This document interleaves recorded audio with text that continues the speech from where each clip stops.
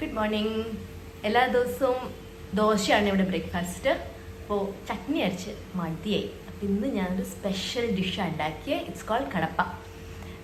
തമിഴ്നാട് റെസിപ്പിയാണ്. അതവർ ദോശയുടെ കൂടെയും പൂരിയുടെ കൂടെയും ചപ്പാത്തിയുടെ കൂടെയും ഇഡ്ലിയുടെ കൂടെയും ഒക്കെ കഴിക്കുന്ന പറയണേ.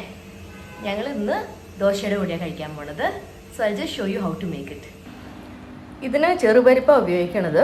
ചെറുപരിപ്പ് ഞാൻ 1/3 കപ്പേ എടുത്തുള്ളൂ, അരക്കപ്പ് കൂടി എടുത്തില്ല. എന്ന് വെച്ചാൽ അത് നല്ലോണം ഈ കറി നല്ലോണം വീർത്ത് വരെ. അപ്പോൾ അത് കാരണം കൊണ്ട് ഞാൻ കുറച്ചേ എടുത്തുള്ളൂ.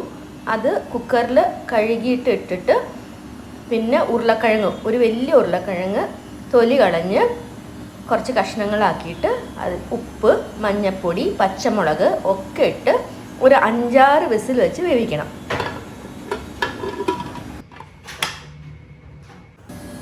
ഞാൻ റിഫൈൻഡ് ഓയിൽ യൂസ് ചെയ്തേ. എന്നിട്ട് അതിൽ കടുക്, ചുവന്ന മുളക്, കരിവേപ്പില ഒക്കെ ഇട്ട് താളിക്കണം. ഒരു ചെറിയ സവാള നീളത്തിൽ വേണമെങ്കിൽ നീളത്തിൽ അരിയാം. ഞാൻ കഷ്ണങ്ങളായിട്ട് അരിഞ്ഞതാണ് ഇട്ടത്. അതും ഇട്ടിട്ട് വഴറ്റണം. തീ കുറച്ചിട്ട് വേണം വഴറ്റാൻ, അല്ലെങ്കിൽ എൻ്റെ മാതിരി കരിഞ്ഞൊക്കെ പോകും കേട്ടോ, ശ്രദ്ധിക്കണേ. 3-4 വിസിൽ കഴിയുമ്പോൾ ഇത് നല്ലോണം വേഗം.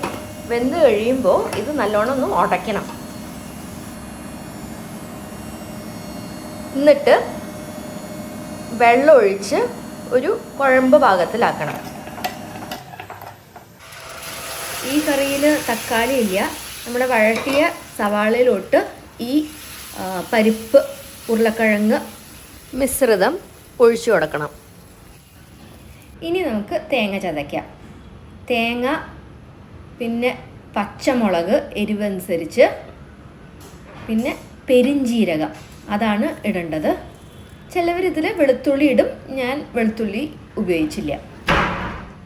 ഓൾമോസ്റ്റ് ലൈക്ക് എ കുറുമ വിത്ത് തേങ്ങ ആൻഡ് പെരിഞ്ജീരകം. സൂപ്പർ സോഫ്റ്റ് ആയിട്ടുള്ള അരപ്പിൻ്റെ ആവശ്യമില്ല. ഈ അരച്ചത് you can pour it into the curry, add enough water and bring it to a boil. ബോയിലായി കഴിഞ്ഞാൽ അടുപ്പ് ഓഫ് ചെയ്തിട്ട് നമുക്ക് ചെറുനാരങ്ങയുടെ നീരൊഴിക്കാം. ലാസ്റ്റ് കൊത്തമല്ലി അരിഞ്ഞത് ഇട്ട് കൊടുത്താൽ നമ്മുടെ കടപ്പ ഇസ് റെഡി. എൻ്റെ വീട്ടിൽ പണ്ട് ജോലിക്ക് നിന്നിരുന്ന ഒരു തമിഴ് സ്ത്രീയാണ് എനിക്ക് ഈ റെസിപ്പി പറഞ്ഞു തന്നത്. ഞാനിപ്പോൾ ഇത് ഇടയ്ക്കിടയ്ക്ക് ഉണ്ടാക്കാറുണ്ട്. It's very tasty. Give it A try. You might also like it. Nice.